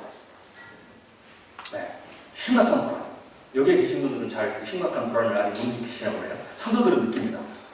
내가 죽고 싶어도 안 죽는데 내가 이렇게 어떻게 산다는 거죠. 지금 주머니에 돈 없는데 내가 주머니에 통장에 1억 있어도 소용이 없어요. 미래의 부담이 너무 커요. 이걸로 계산이 안 돼. 앞으로 50년. 그래서 일본에서 나온 현상이 계속 가서 돈을 안 씁니다. 그래서 그렇게 끝까지 그 고민을 가지고 가요. 그래서 어떤 게 나오냐면 나이 들은 사람이 유산을 남겨주고 나옵니다. 그렇게 안 쓴다는 거죠. 불안해서. 그래서 그런 부분들이 이제는 교회 안에서 나타나고 특별히 고령 여성층에서 그런 어떤 것들이 나타난다라고 보시면 되고요. 그 다음에 건강은 당연하죠. 그리고 1인 가구니까 외로움. 그 다음에 안전이라는 키워드도 되게 중요하다라고 보시면 됩니다. 1인 가구로 들어가면 안전이 굉장히 중요한 요소가 되거든요. 근데 그 안전이 우리가 생각하는 주거적 안전도 있지만 사람이 안전이라는 것에 민감도를 쫙 갖기 시작하면 그 다음부터는 모든 영역의 안전을 생각합니다. 내가 이 모임에 가서 안전한가? 내가 이 교회에 가서 안전한가? 계속. 내가 저 사람을 만나는데 안전한가? 이런 게 되게 중요해요. 그래서 어떤 모임들을 만들 때 그 안전이라는 장치를 굉장히 신경 쓰셔야 됩니다. 우리 모임이 대표적으로 이미 나온 게 그렇잖아요. 주일학교 아이들을 위해서 학교에서 전도 안 되죠. 전도 안 되는 가장 핵심은 안전이에요. 못 믿겠다는 거죠. 그러니까 지금 사회 전체가 불안이 증폭하는 사회적 트렌드잖아요. 그러니까 반대가 그 불안의 반대는 완전히 굉장히 민감하다는 거예요. 네. 그러니까 이렇게 보셔야 돼요. 목회자 지혜로는 불안이라는 트렌드를 읽으셨다. 네. 그러면 불안을 해소시켜주려고 하지 마시고 해소시켜줄 방법을 찾지 마시고 안전을 느낄 수 있는 방법을 찾으시면 돼요. 이 사람이 여기 왔을 때 얼마나 안전하냐, 이 성도가 나를 만났을 때 얼마나 안전할 수 있느냐, 이 소그룹을 했을 때 얼마나 안전하냐. 그 안전이라는 키워드를 잘 놓고 하게 되면 그게 결국 불안을 치유해주는 그런 어떤가 되죠. 당연히 선교와 전도도 마찬가지입니다. 안전이라는 코드를 잘 가지고 들어가셔야 아이들도 만날 수가 있고 사람을 만날 수가 있는 그런 것들입니다. 그게 이제 1, 2, 4가 되면서 훨씬 더 강해지고 이미 이제는 임계점을 넘었다. 이렇게 보시면 되겠습니다. 자, 뭐 거기 나타나는 사이드 이펙트로 우울증. 네. 제가 이렇게 이제 이런 것들을 모아서 좀 더 큰 메가 트렌드가 나옵니다. 네, 이미 시작되고 쭉 서서히 쭉 밀고 오는 그게 뭐냐? 제가 이렇게 표현했어요. 한국 교회가 제가 한국교회 이제 교회 역사가 아니지만 제가 이제 분류를 해봤지 않습니까? 그랬을 때 한국교회가 폭발적으로 성장하는 이유가 여러 가지가 있는데 결국 종교는 어떻게 해야 성장하냐면 신이 있다라는 것을 봐야 성장합니다. 그걸 메시지를 통해서도 보지만 결국은 징표를 봐야 되죠. 그래서 한국교회가 폭발적으로 성장했을 때 한국교회에 가장 많이 일어났다는 게 뭐냐면 두 가지가 있는데요. 신이 있다라는 걸 증명하라. 내가 예수 믿는 게 잘됐다라고 증명하는 거. 그게 병고침. 그리고 성공입니다. 병고침은 신체적인 측면에서의 생물학적으로 신이 있다는 걸 자기가 체험하는 거고 신비적인. 또 하나는 성공인 거죠. 그거는 자본주의 사회에서의 신이 나를 돕는다는 이 두 가지 축이 지금은 뭐 기복주의 이렇게 얘기했지만 저는 그렇게 뭐 비난할 건 아니라고 봅니다. 당연히 그렇게 했어요. 그리고 성경에 보면 다 이 두 축이 변화 역사에 굉장히 중요한 브릿지를 다 합니다. 근데 지금은 이게 변하지 않았습니다. 단 뭐가 변했느냐? 과거 70년대는 생물학적 치유. 내가 교회 갔더니 암이 고쳐졌어. 내가 갔더니 뭐가 고쳐졌어. 이런 거. 죽을 사람이 살아났어. 이거지만 지금은 거기에 대한 기대가 없어요. 그거를 하나님의 살아계신 걸 보지도 않아요. 왜냐하면 병원 가면 다 되니까. 근데 지금은 뭐냐? 마음의 병입니다. 마음의 병. 1970년대, 80년대 한국에 폭발적으로 병고침의 역사로 인해서 사람들이 그게 변화된 내 병이 고쳐지는 걸 보면서 하나님이 살아계신다는 것을 본인 포함 주변 사람들이 다 보고 종교심이 커진 것처럼 이제는 마음의 병입니다. 마음의 병이 왜 그러냐면 마음의 병은 우울증이나 이런 공황장애 굉장히 역할 다양하거든요. 귀신 들림을 제외하고, 혹은 생물학적 뇌 이상에 의해서 오는 걸 제외하고는 대부분 이 심리적인 것은 병원에 가서 못 고칩니다. 죄송합니다. 우리 관계자 계신 분 중에 정신과 의사가 계시면 조금 죄송한 말씀이지만 못 고친다는 얘기는 완전 치유가 안 됩니다. 그거를 핸들링 할 수 있는 거를 주는 거죠. 자기가 핸들링 할 수 있는 거죠. 공황장애도 자기가 핸들링 하는 거고, 우울증도 자기가 핸들링 하는 거고, 죽고 싶은 마음도 핸들링 하는 거고, 자기의 두려움도 핸들링 하는 거죠. 자기가 자기 일상이 무너지지 않게. 근본적인 치유가 안 되죠. 그 근본적인 치유는 말씀으로밖에 안 됩니다. 주님이신 평안. 저는 이 일이 교회 안에서 벌어집니다. 말씀을 읽는 가운데, 말씀을 듣는 가운데, 공동체 생활을 하는 가운데, 예배 가운데 이 마음의 병이 치유되는 놀라운 역사가 일어나면 그 교회는 부흥한다 라고 이제 보는 거죠. 그래서 마음의 병의 치유가 굉장히 중요한 트렌드다라고 보시면 될 것 같습니다. 외로움과 상처 이런 거 보시고요. 그래서 사실 마음의 건강 소비가 트렌드 일반 사회에서 이미 시작이 됐습니다.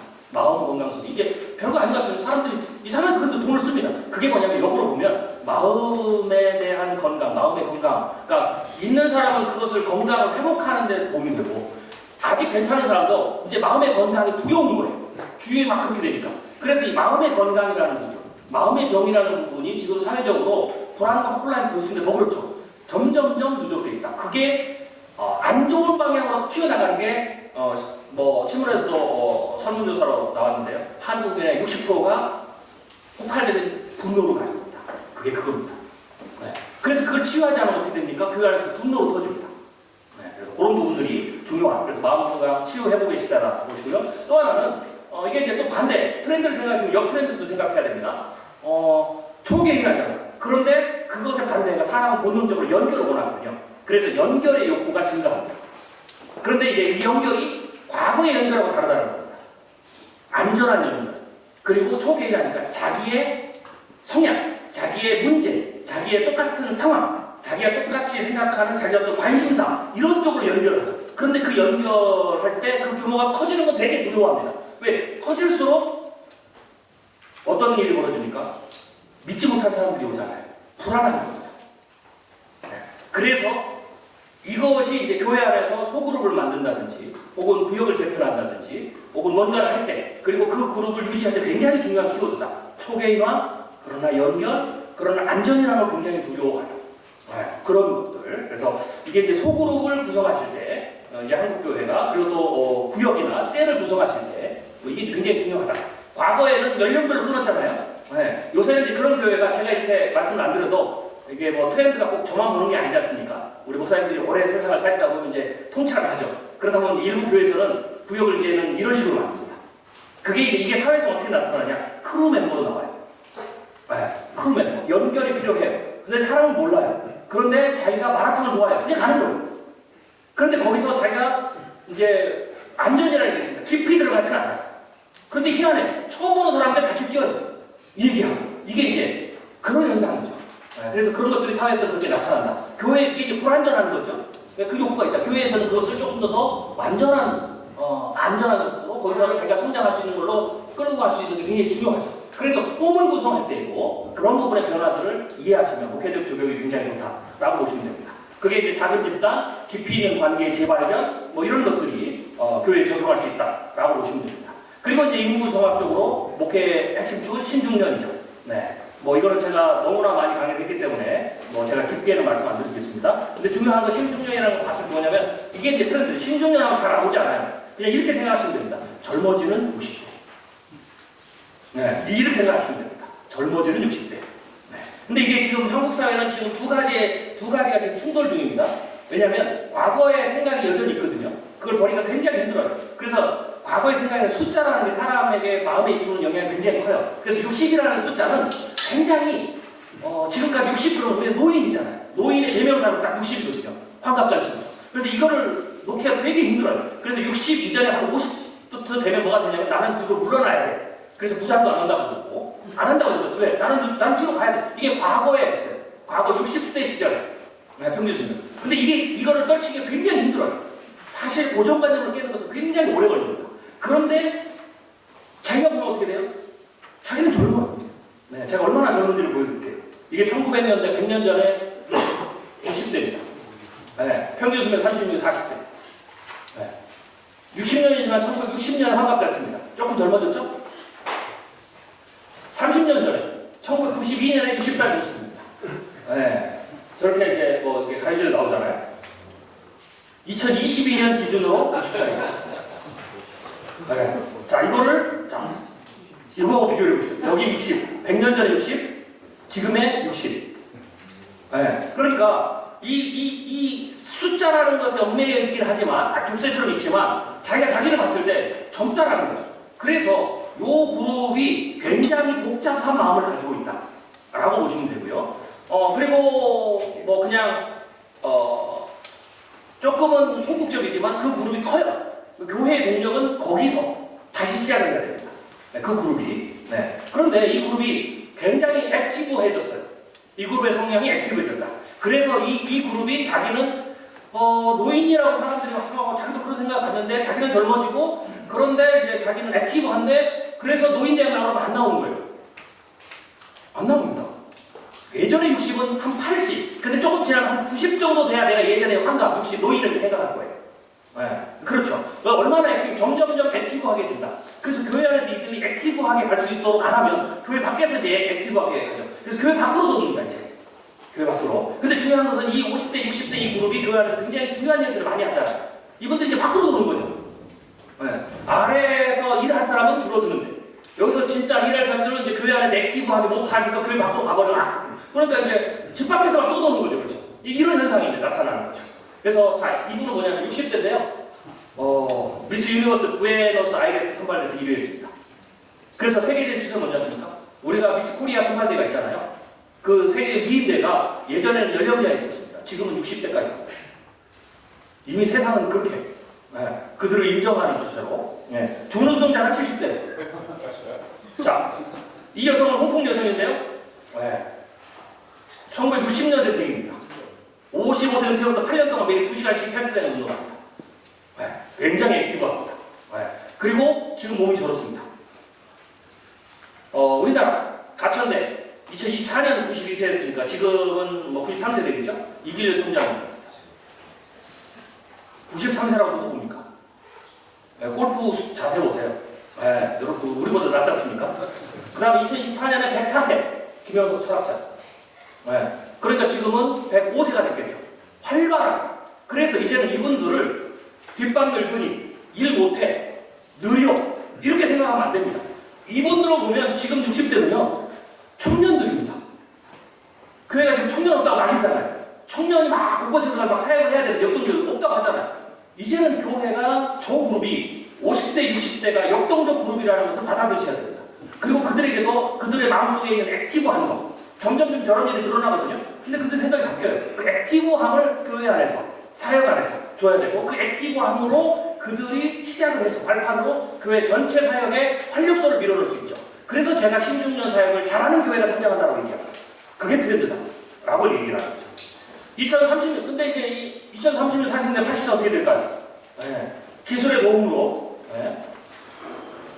기술의 도움으로 더 능력이 커지죠. 입는 로봇이라든지 뭐 이런 거. 그래서 신중을 사역 중심으로 가야 되고요. 마지막으로 한 5분 정도만 마무리하면 되겠습니다. 이제는 이제 세 번째로 점점 더 세지는 트렌드입니다. 이건 AI죠. 그래서 2022년 11월 30일에 인류사상 최초로 인공지능과 인간이 일상을 함께하는 시대로 시작이 됐고요. AI가 얼마나 빠른지를 뭐 얘기하는 건데 뭐 제가 다 넘어가고요. 지금 AI 능력은 보통 평균 인간의 평균들을 다 넘어섰다라고 보시면 됩니다. 네, IQ도 O3 같은 경우에는 157입니다. 네, 뭐 IQ를 어떻게 보느냐에 따라서 찬반이 다르지만, 그래서 현재 인공지능의 기억력은 한 기업의 기억력 수준을 넘었고요. 심지어는 창의력도 한 인간의 평균을 넘어섰습니다. 그리고 올해 지나서 내년쯤 가면 이 속도가 굉장히 빠르죠. 이 IT의 발전 속도가 굉장히 빠르지만 AI는 기존의 IT의 10년 발전을 1년 발전합니다. 그래서 IT가 1년입니다. 그러면 다른 기술 AI가 1년 정도 발전했다. 시간이 지났다 그러면 다른 기술이 10년 발전합니다. 속도가 굉장히 빠르죠. 네. 자, 그래서 이미 뭐 직업의 어떤 큰 거. 그러니까 위기적으로 보면 이것이 굉장히 파괴력이 강하기 때문에요. 파괴력이 강하다는 것은 이런 겁니다. 이유가 있습니다. 이 AI를 인간이 장착하게 되면 내가 가지고 있지 생물학적으로 혹은 내가 학습을 통해서 훈련을 통해서 교육을 통해서 비용을 지불해서 내가 오랫동안 시간을 들여서 가게 될 능력을 그것을 10분의 1, 100분의 1로 쫙 줄여줍니다. 그러니까 사람이 AI를 딱 장착하는 순간 내가 과거에는 못했던 일들을 더 많이 하게 되죠. 그러니까 그 일을 하는 사람은 리스크가 생기는 겁니다. 그래서 아마존에서 120만에서 앞으로 5년 동안 60만을 줄인다는 겁니다. 아마존이 60만을 줄이면 전 세계를 얼마나 줄였습니까? 그러니까 이 말은 뭘 의미하냐면 최소한 앞으로 5년 이내에 성도들의 50%는 직업이 조금 더 바뀐다. 직업에 리스크가 있다. 직업 위기가 있다. 실직이 생긴다. 그래서 앞으로 5년의 중기적인 트렌드로 봤을 때 가장 큰 기술이 주는 가장 큰 트렌드로 본다면 성도들의 직장인 실직, 직업, 재교육, 직업에 대한 혼란, 직업에 대한 고민, 뭐 조언 이런 것들이 폭발적으로 쏟아나온다 라고 보시면 됩니다. 이게 이제 그게 AI. 단 직업이 줄어들거나 없어지지 않습니다. 대체되는 거죠. 그리고 직업의 수명이 굉장히 짧아집니다. 그래서 제가 뭐라고 이제 일반 기업에 가서 하면 앞으로의 일은 퍼즐 노동이라고 합니다. 퍼즐처럼 내가 막 맞춰가지고 블록처럼 맞춰가지고 해체하고 가고. 그래서 내가 하나를 직장을 들어갔다 혹은 내가 전공을 했다 그럼 그걸 평생 먹고 살지 않습니다. 그 자체가 의미가 없어져요. 그러면 여기서 나오는 생존을 위해서 사회가 어떻게 되겠어요? 끊임없이 뭐가 생겨요? 두 가지가 중요한데 하나는 직업이 계속 불안하니까 돈에 대한 불안이 계속 있죠. 왜? 직업을 멈추는 순간 계속해서 돈이 생활비라는 게 있기 때문에. 그래서 돈에 대한 것이 지금까지 한국의 지난 30년은 부자가 되는 것을 포커스했어요. 돈을 벌어야 돼. 부자가 되는 거. 근데 지금은 누구도 부자가 된다고 생각하지 않습니다. 부자가 될 수 있다고. 심지어는 20대들도. 그래서 부자 어쩌고 저쩌고 설명하면 하나도 안 먹힙니다. 나는 부자에 관심이 없거든요.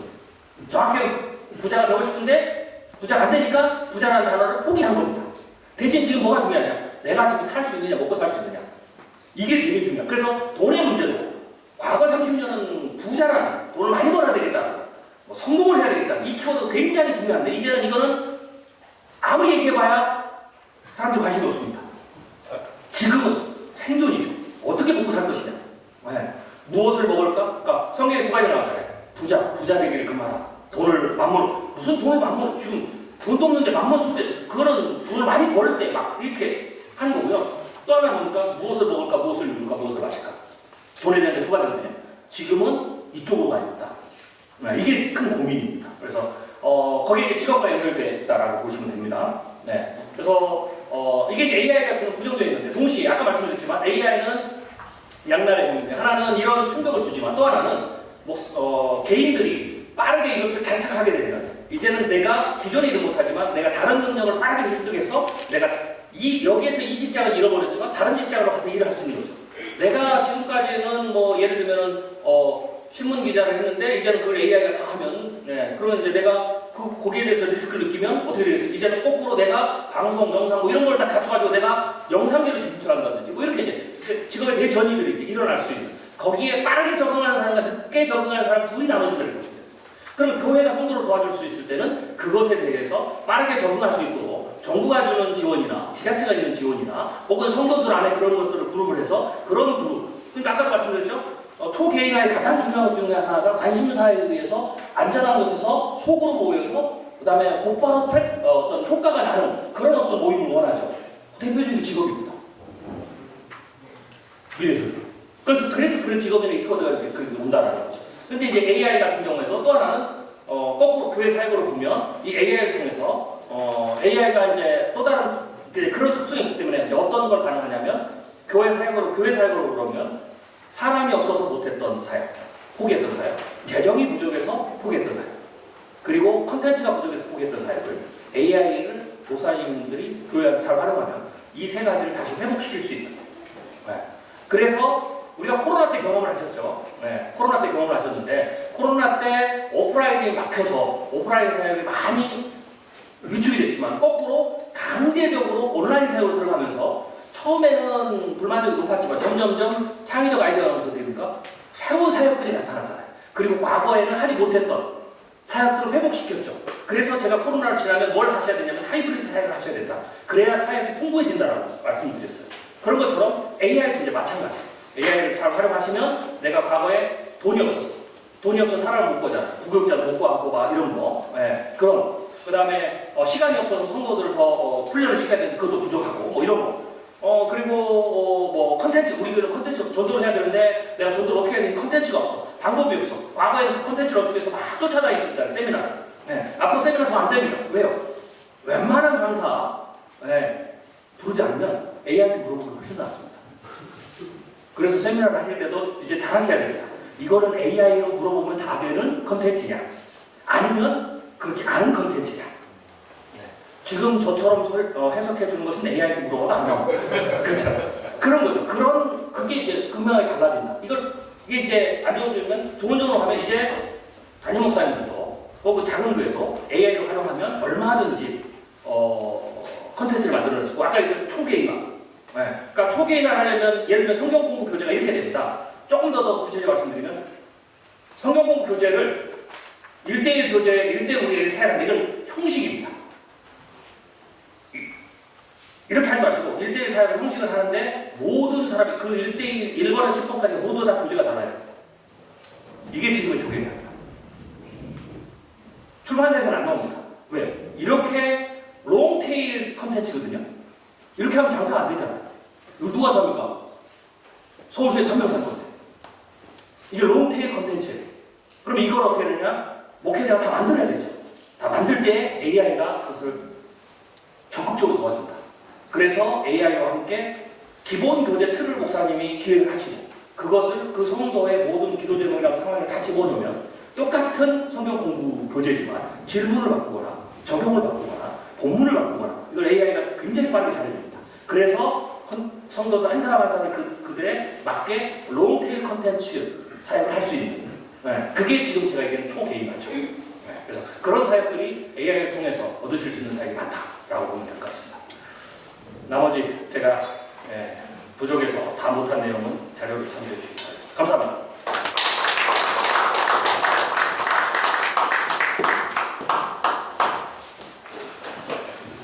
네, 귀한 강의 감사합니다. 그래도 좀 희망이 생기는 것 같습니다. 다시 한번 귀한 강의 주신 우리 지현식 박사님에게 다시 한번 격려의 박수.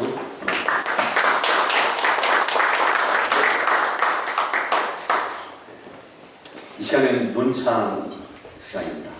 첫 번째는 우리 신수성교회를 섬기시고 또 우리 본회 실행위원이신 임시영 목사님 나오셔서 첫 번째 논찬해 주시겠습니다. 나오실 때 박수로 많이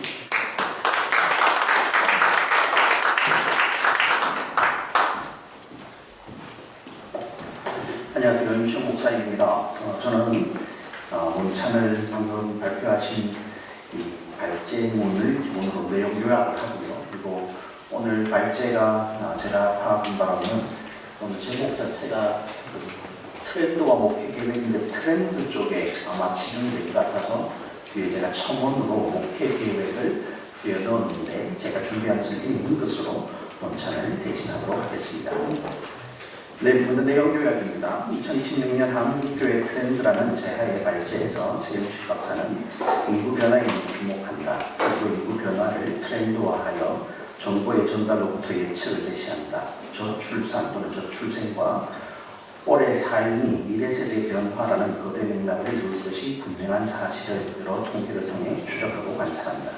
2035년까지 지속될 14세 이하 유소년 인구의 하락과 기대 수명의 증가에 따른 노령 인구의 지속적 확대가 가져올 사회적 이슈에 대해 관찰하며 새로운 미래를 제시하고 이와 연관하여 교회의 직면한 문제들을 드러낸다.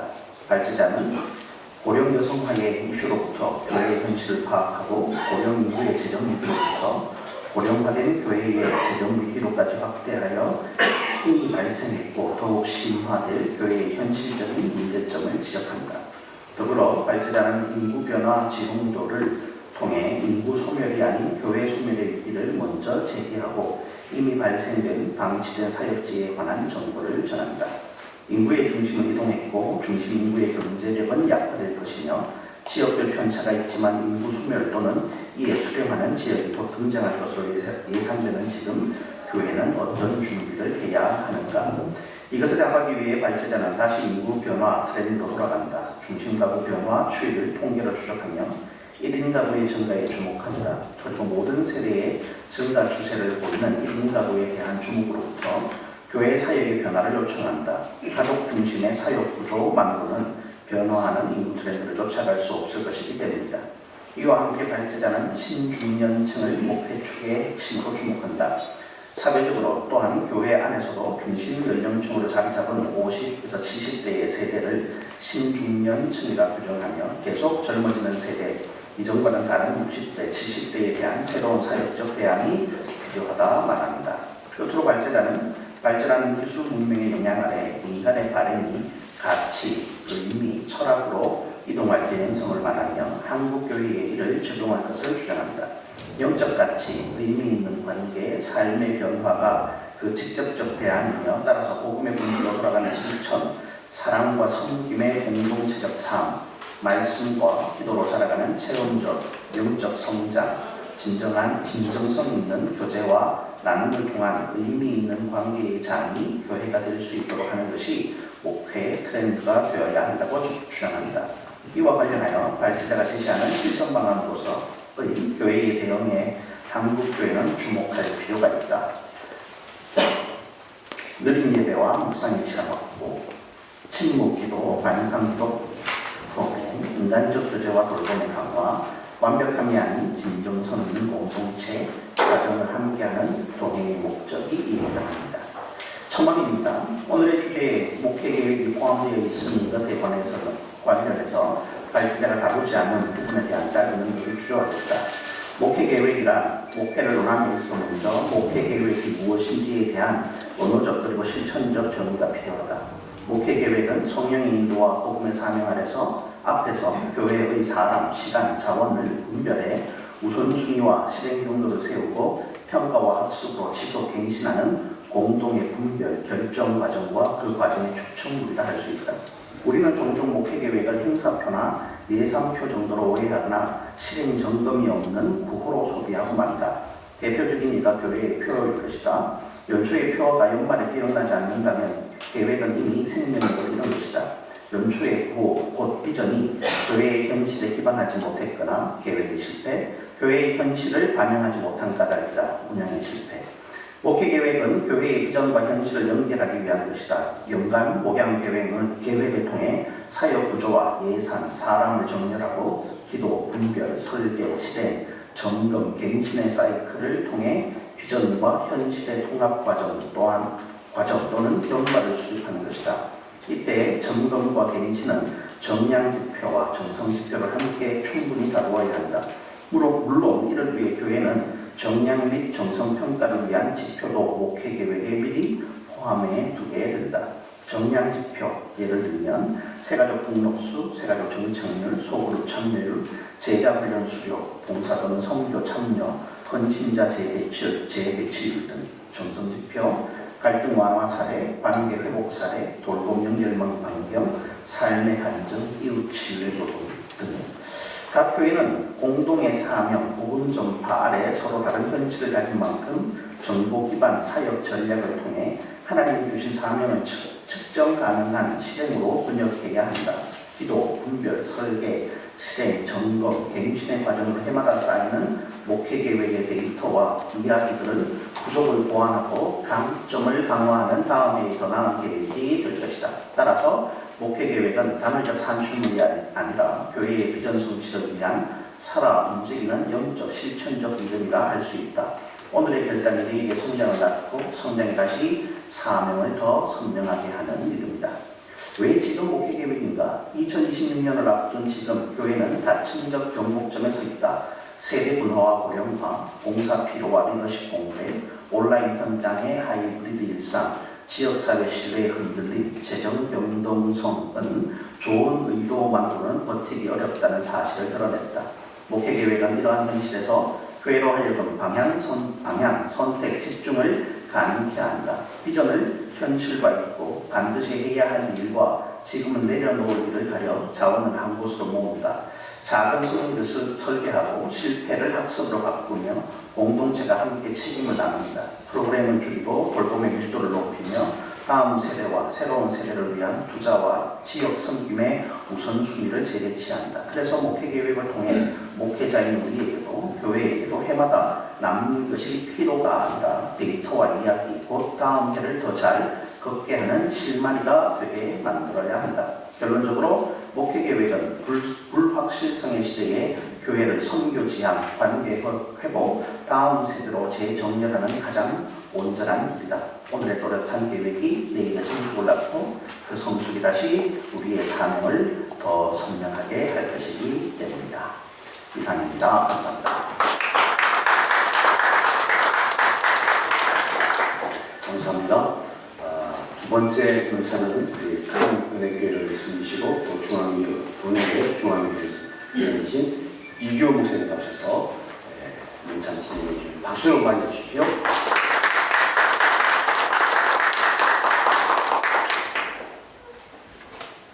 예, 큰은혜교회 섬기는 이규호 목사입니다. 오늘 최윤식 박사님의 한국교회 트렌드와 목회계획을 제가 이 논찬문을 쓸 때 주신 자료를 바탕으로 해서 썼습니다. 그래서 1총평, 진단은 예리하고 처방은 선발적 수용이 필요하다 이렇게 정의했는데 오늘 직접 강의를 듣고 난 다음에 이게 상당히 잘못된 총평이었음을, 왜냐하면 제가 이 자료만 보고 만들었기 때문에 그렇습니다. 진단은 탁월하고 처방은 적극적 수용이 필요하다고 생각합니다.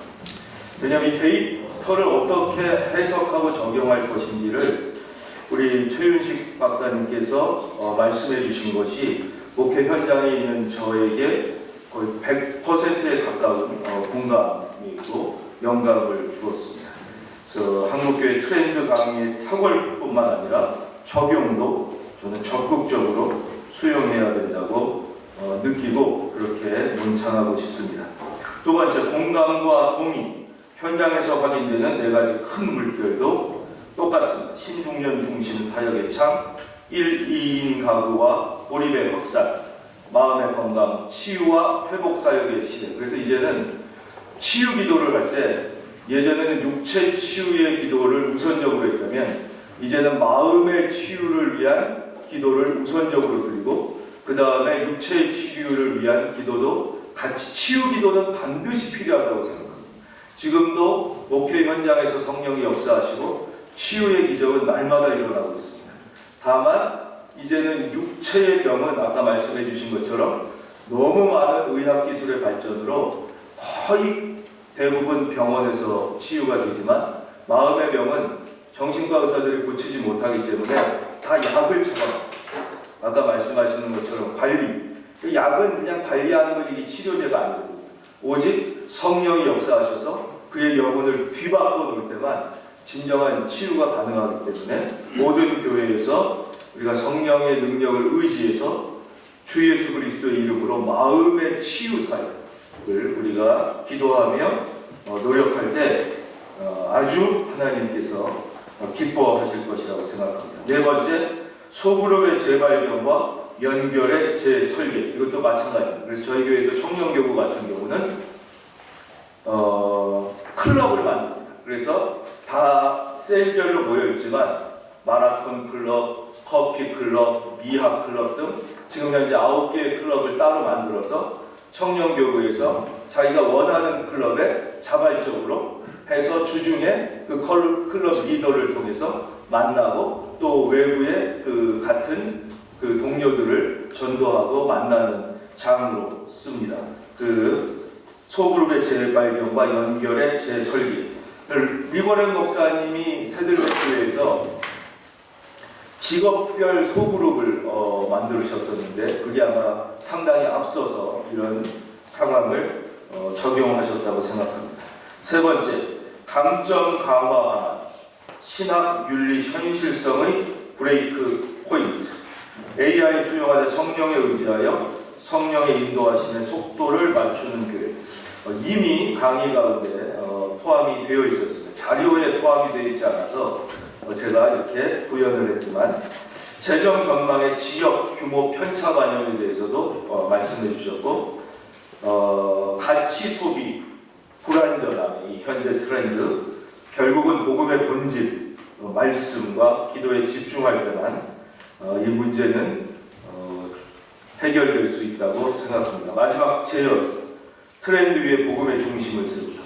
그러니까 지난 2000년 동안 단 한 번도 전도하기 쉬운 시대는 존재하지 않았습니다. 단 한 번도 목회하기 좋은 시대는 존재하지 않았습니다. 그러니까 목회 현장이 어려움에 부딪히는 것은 이상한 일이 아니라 당연한 일입니다.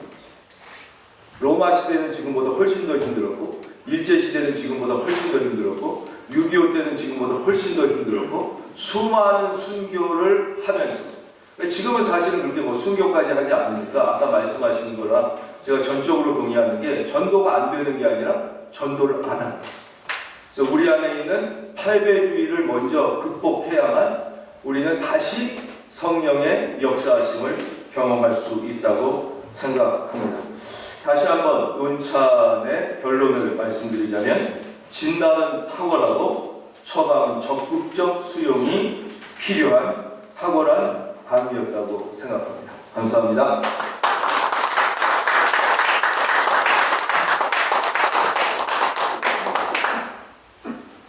감사합니다. 서울교회 숨쉬고 오늘 이사장이신 우리 이상대 목사님 나오셔서 총평해 주시겠습니다. 박수로 맞습니다.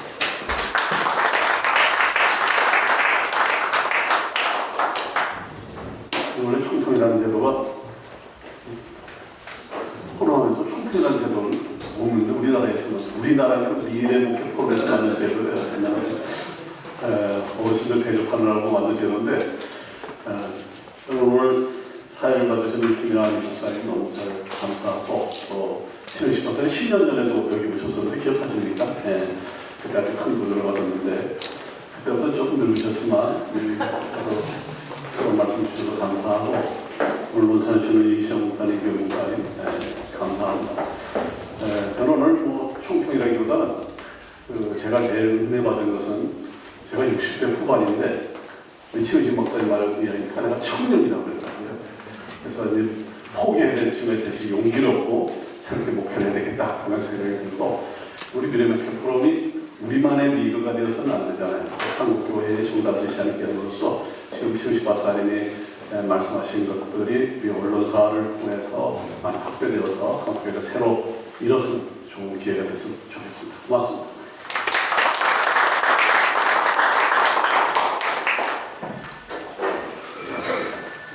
우리 사무총장님, 백낙기 목사님 나오셔서 마무리해 주시겠습니다. 네, 저희가 정리총회가 12월 4일에 있습니다. 한국기독연합 회관에서 있는데 일정 확인해서 참고해 주시면 좋겠습니다. 그리고 끝나시면 여기서 우리 회원분들하고 강사 같이 사진 촬영 한번 하겠습니다. 끝나시면 바로 앞으로 나와주시면 좋겠습니다. 그리고 식사가 2층 여기서 준비가 되어 있습니다. 그래서 식권을 그 뒤에 우리 세종학교의 도움팀들이 도와주실 거니까 다 가지시 마시고 좀 많아서 2층에 올라가셔서 식사하시면 좋겠습니다. 2층 식사는 워낙 사람들이 많아서 저희가 따로 그 로비에 우리 그 미래국회 팀을 대여를 해주셔서 그렇게 준비가 되어 있으니까 안내에 따라서 올라가셔서 식사해 주시면 좋겠고 우리 기자분들도 다 올라가셔서 같이 식사하시면 좋겠습니다. 네, 이상입니다. 올라가셔서 우리 기도하기가 좀 그럴 것 같아서 식사 기도는 이곳에서 하도록 하겠습니다. 식사 기도는 TBS 이사이시고 또 국내 정치위원이신 우리 김기배 목사님 하셔서 식사 기도 해 주시겠습니다.